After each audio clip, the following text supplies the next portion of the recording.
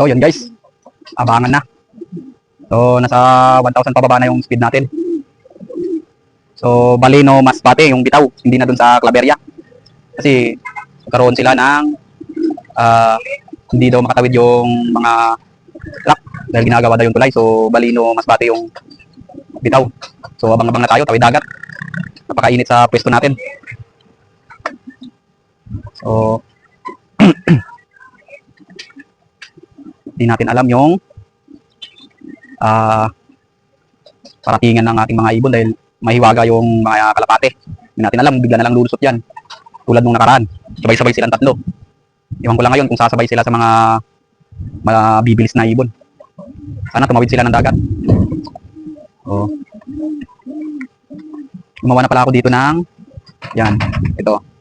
Dito natin nilalagay yung mga pang south natin. So, pag nabaksina na natin sila, dito natin sila ilalagay, bubuewing na natin dito. So, yan nga pala yung loop natin. Yan.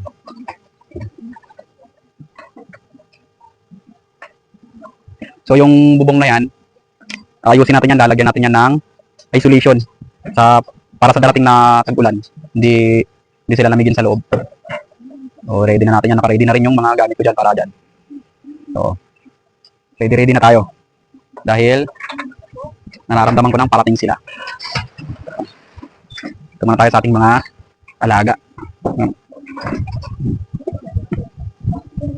Ilagay nga pala ako dyan ng ito. At nagpaparis na to, nagpaparis na. Ating mga pang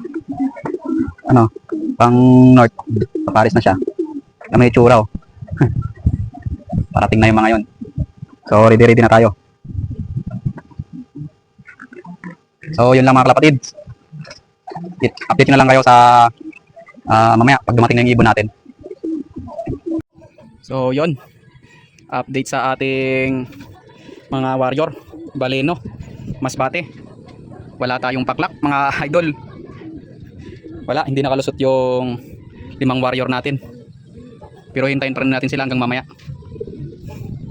Cut off na. Ilang minuto na lang. 4 minutes na lang. So 2:58 yung last 3 cut off na.